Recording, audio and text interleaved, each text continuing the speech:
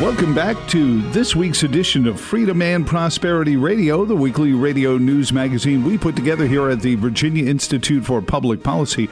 I will suggest going back to our YouTube channel coming up, currently holding our voting summit in Richmond this weekend. Joining us now, founder of the National Society for the Advancement of Black Americans, he is Paul Lott. Welcome back to the program, Paul. How are you doing this weekend? I'm doing great, and thank you for having me. Not at all. What I used to joke that we would do the show live from the gaslit streets of Virginia, but I mean it's not even funny anymore when I listen to people and they talk about critical race theory. It is ugly things that we're teaching. I think part of the problem is a lot of the young people and even adults in their, through their 40s, I think they don't feel purposeful in life. I mean, if you think about it, religion has been kind of pushed to the wayside, and that was something that gave people meaning. I think that people are in search of a new religion, and this whole CRT cause, the transgender thing cause, I think all of these things offer a certain part of the population a version of their new religion. So they don't have to understand it.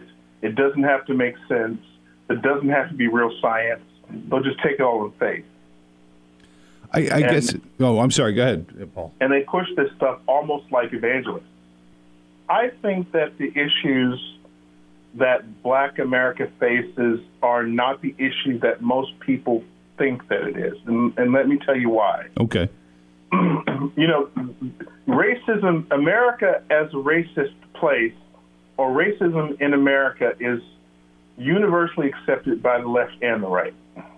Okay? Mm-hmm. I assert that the facts and the data don't support it.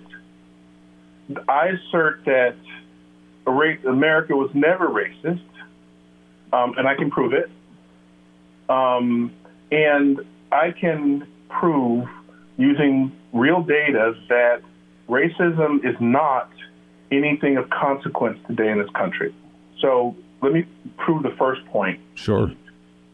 The founding fathers understood that that slavery existed in the country, that it existed in the colonies. If they had wanted to avoid the stain of racism, they could have let the South form one country and let the North form another country. And there never would have been an issue in the non-slave states with slavery, okay? The reason why they wanted a single nation of slave states and free states is they wanted to use the Constitution and use a just government to eliminate slavery off of the continent. So the slave states were brought into the Union. Immediately, restrictions were put on slavery. You couldn't ship in new slaves from overseas. Mm-hmm. When you look at the 3/5 compromise that so many people say proves that America's racist because a black person is only counted as 3/5 of a person. Well, if you read what that actually says in the Constitution, it says slaves are counted as 3/5 for the census because that's how congressional seats were assigned. And it was designed as a measure to take power away from the South so that they could not use slaves to gain congressional seats and therefore cement slavery into American society. So you have in the early America concerted efforts being put in place that would one day result in the overthrow of slavery. And that was intentional. We look at the Founding Fathers' writings. They felt that it was imperfect, but if we could keep them in the Union, eventually we could advocate for the freedom of all Americans.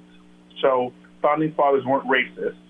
They didn't support slavery, at least most didn't, and putting the structure in place was a way to one day realize the ideal of blacks being free, of all slaves being free. So that's the first piece. Have you ever heard of a frame called draconomania? No, I have not. Okay. So the DSM, look, I'm sure you know what it is, but for those who don't, the DSM is a book that contains all of the mental illnesses that are recognized in the medical community. And draconomania was one of those illnesses that was recognized, and it was the disease made slaves want to escape. Okay? And so it was considered by the science of the day that blacks were evolved to be slaves. Wow. And that drapetomania was a disease, a mental illness that could come on to a slave and make a slave want to be free. Okay? Holy so cow. let's put this in context. The people of the day, only about 3 to 5% people own slaves. Okay? Mm-hmm. Which meant that the vast majority of society got everything that they understood about blacks and slavery from the media of their day. Okay? Mm-hmm. So, for example, the diagnosis, the way they diagnosed drapetomania was a slave was unhappy for no reason, not energetic in his work, melancholy and generally pouty. And the way that you treated drapetomania, and this was in the DSM, you quote, beat the devil out of him. Oh, my gosh. Okay? So you would have slave owners that were not brutal being told by the medical community that the only way to treat a disease is to beat the slave. Amazing. Well, not amazing, but yeah. It wasn't like out of anger or angst or hatred. The science of the day said that this is the way it was. Mm-hmm. And most people just believe that. Think about it. Most people never encountered a black person. It had no impact on their daily life. They just didn't really care. Mm-hmm. But they were being told what was what. So America was never racist at its heart. There was never this deep hatred of black people. There were people in power that wanted to maintain it, Mm-hmm. but the average person was just going along with what they were told. We do it today. They say it's settled science. Most people will just follow right along. And so I think we have to question that narrative is false. Okay? So those are two things. Third thing to show that America is not a racist place, and this is by the U.S. Census. Okay? U.S. Census in 1959, the black poverty rate was 55%, the white poverty rate was 18.8%, right? Wow.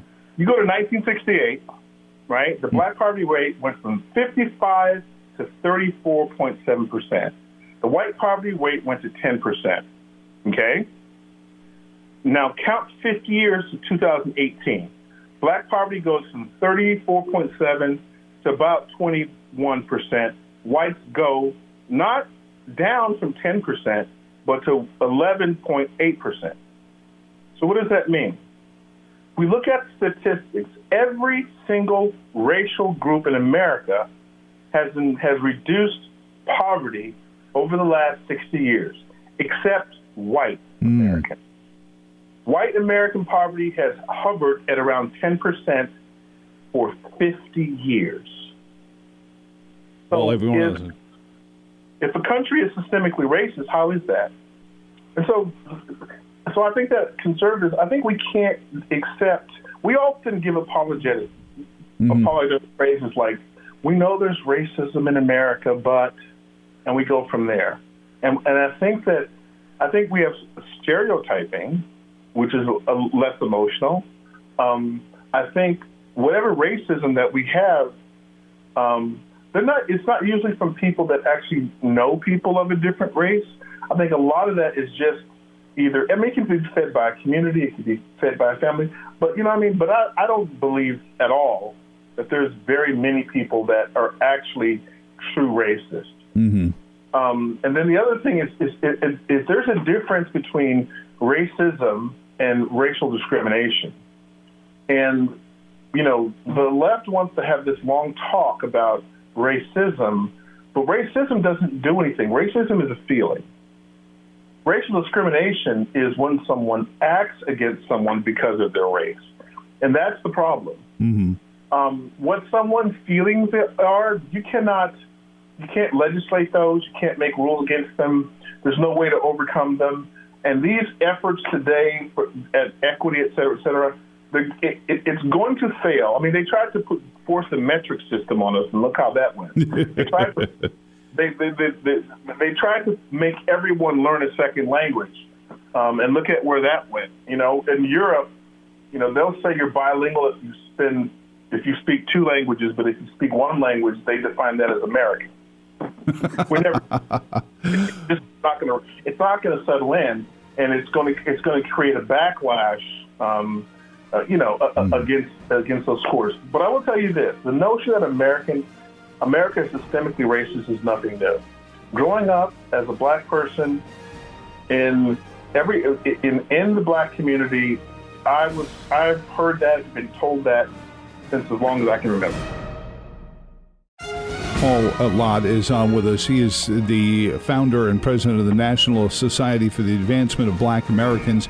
You find him online at nsaba.org. 5 or 6 years ago, the narrative was the problem in education is that the black community doesn't see any margin in getting the public education, achieving education, and that the challenge for educators was to break that barrier and to show kids in the black community that it wasn't, bad for them to achieve high marks in school. I wonder, and it just seems coincidental that this critical race theory, along with educational divisions doing away with both advanced placement testing here in Virginia or in Oregon, where they've just gone away with even requiring, these test scores to achieve a graduation, isn't a little bit of, instead of trying to break that wall down in the black community that they claimed was there, just capitulating to it and saying, well, it's there, so we'll just give them diplomas and they're going to be on public assistance anyway, which I find insidiously more racist than anything. I would agree with you. It is more racist than it. I mean, critical race theory in itself is racist at its very core. It's just racist against white people. To say that one group of people are certainly based on their race, it's racist. Mm-hmm. I forget who told me this. I heard there's a rule. There's a way to figure out if something is actually racist. If it says white, if you put in the word black and make the same statement, will people be outraged? Yeah. So if you said that black, that there was black privilege, would people be outraged? Yeah, they would be. They call you racist. Mm-hmm. But even there, so this is my theory behind that. I think that the largest portion of Americans are well-meaning. I think most people are pretty low knowledge about things that have to do with society and politics or whatever. Mm-hmm. I think that if you have no basis of where to come from, you're going to accept what people say about something. So, I mean, to think about it, it's a group of people saying that they care about another group and they want to try to help another group. And so they come up with these ideologies of equity, et cetera, et cetera. Now, those are the people at the bottom. I think the people at the top know that it's a political stunt. Yeah. To cement votes and create blocks. And, there's no better way to be the party of diversity except to create diversity. Or, create in diversity. Well, isn't this the oldest trick in the book? I mean, this is what they did in France. They found a group and said, you're downtrodden and the king is elite. Help me overthrow the king. All the way through history, we've been seeing these groups. So this particular iteration of this behavior by the tyrants is using race instead of class or economic status or anything like that. Think about this, okay? Think about high school and how kids act and how kids are in cliques and how they have the popular kid that acts this way and you have the bully that acts this way. If you look out across the political landscape, Congress is just another high school. So it's the Senate. Yeah. The behavior's the same. They may have fancy titles and they may be adults, but think about the core human behavior that's taking place. It's exactly the level of, visceral insult and division that happens in every single high school in the country. Right. And these people just never grew out of it. So I'm not surprised or shocked at that. That's just human nature. The thing that troubles me is on the right, we don't educate ourselves enough to be able to respond in a way that is meaningful and makes sense. So they say that America's racist. And I just gave you some numbers that show, if the ultimate expression of freedom is the ability to create prosperity for yourself, and if white privilege is supposed to be give the white American an unfair advantage, it's impossible if it's not actually giving white Americans an unfair advantage. We let them beat us over the head when they talk about disparities between the races. I've run the numbers on this, and I can tell you that every disparity that you can say that's between a black person and a white person, you can also say it's between a wealthy black person and a poor black person. You can also say it's between a wealthy white person and a poor white person. Those disparities exist. The disparity is a poverty disparity. I've had it thrown at me about wealth gap. Why is there such a huge wealth gap with African Americans? So I'm going to give you a quiz. Where do most Americans get their wealth from? It's your house. Buy their houses, they get their wealth from their house. Their house increases in value. They buy a house in their 20s. By the time they're in their 60s, almost all Americans, 80% of their wealth is their house. Okay. They appreciate the value of your house, okay? So what makes the value of a house appreciate? The quality of the neighborhood. Which is what? Good schools, low crime. Those are the most in-demand communities. Good schools, low crime. Right. So, in black communities, what don't they have? Good schools and low crime. So, that's why there's a wealth gap. So really, the folks who are fighting to defund the police are actually doing the bidding of the people who want to keep their neighborhoods down and their properties devalued. It will devalue them and will decrease the wealth in the black community. Then creating a scenario where the politicians can come in and use the narrative again to get more votes. It's like wash, rinse, repeat. Yeah. But think about that. Most people don't think about that. They don't say, so if you look at it and you say, okay, if it's true that if white privilege is false, if systemic racism is false, then you have to ask the question, what is it? And the problem with conservatives is they've never answered that question. They don't answer the question of what is it, so they don't look at the numbers and say, you know what? When we look at prison incarceration, if you take out race, there's a number that's common to both blacks and whites in prison, and that is their education level, their literacy level. Low literacy, over 90% of the people incarcerated for violent crimes have low levels of literacy, okay? We look at prison recidivism, okay? Prison recidivism is literally tied to the education of the person when they're released. The less educated that you are, the more you will go back. In Virginia, 85% of those released from jail will be back in jail within 10 years. And Virginia also has a problem. Only 40% of the prisons offer education programs, and those prisons have the lowest recidivation rates. If you're in prison for 5 years or 10 years of a crime and you still can't read when you get out, the only way to get 3 square meals a day is to go commit a crime and go back to jail. And right? That's what happens. Yeah, we see. That's what happens. 85% of the people go back to jail. So, and I've done speeches. I've had BLM people in the audience. I've had NAACP people in the audience, and they have rapid fired these questions at me. And I simply respond with, this is the data that people don't want to pay attention to, because it means that the entire racial narrative is a work of fiction. That there's no basis for it. Now, so how do we get to where we are, right? Obviously, there's disparity, but that disparity is a reflection of how much time it takes for a community to catch up. Not that we're not catching up. If you look at poverty at the end of the Civil War, is 100% among black Americans. By 1968, it was at 34.7%. That means that over 100 years, blacks under Jim Crow and without civil rights decreased their own poverty by 66%. Yeah, right? That's huge. Let me ask you this, because I saw some statistics that drove me to coin the phrase the underground school bus.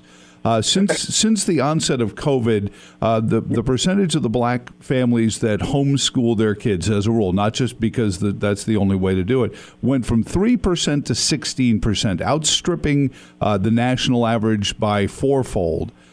Is this an indication that black families are on the comeback, that they get it, they see it, that they realize that they're being torn apart for somebody else's benefit rather than their own? I think a large part of the parents, black and white, realized under COVID that under COVID they were essentially homeschooling. Mm-hmm. With just some video feed coming from the outside, and that it wasn't as hard as they thought it would be, and that it wasn't. See, in the black community, we have a disproportionate number of single mothers, some working and some not working mothers. I just think people saw what the school was doing, said that's not too hard, and since my school is failing or dangerous, I can do a better job than the system has been doing. Because obviously, if the system is already failing your kid, I mean... Yeah. Yeah. What do you have to lose? Paul Lott, again, it's the National Society for the Advancement of Black Americans, nsaba.org. I do deeply appreciate your visit. I appreciate allowing us to monopolize your time this weekend, and thank you for everything you do.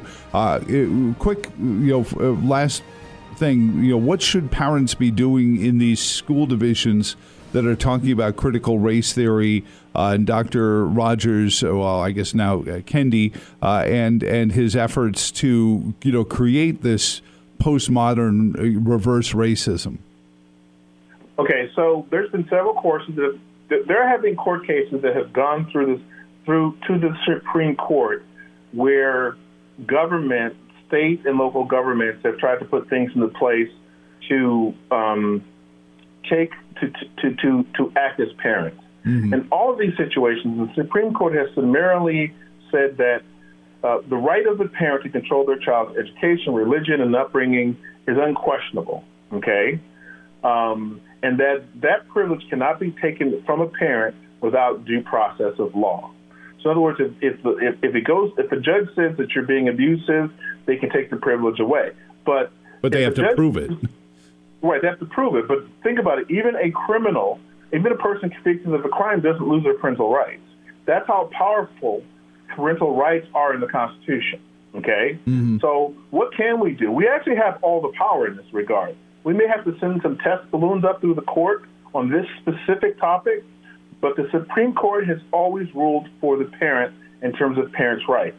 And so we put an opt-out form. Later this week, we're going to be releasing a national version of it. We've done it for Virginia already, and it's being disseminated. If you file the opt-out and say, these are the key concepts that you will not teach my child, and that's filed with the principal, the school has a legal obligation not to let that material, not to let your child be subject to that material. Now, they can handle it by, if it's coming up, having them step out of the classroom or whatever. But we've had principals that have gotten the opt-out and said, you have a right to do this, that they couldn't guarantee that a teacher wouldn't violate it, but if any offenses come up, to report it to them and they would deal with it. And that's and you can find that form at nsaba.org? Correct. So we're revamping our site now. You'll be able to go in, click the button, download the form, fill out your kid's name, sign it, file it with your school when school starts. Thank you so much, Paul, and that's going to be a very popular download around the Commonwealth, I guarantee you. Bless you, sir. You have an awesome weekend, and thank you for taking your time for us this weekend on Freedom and Prosperity Radio. My pleasure. Take care.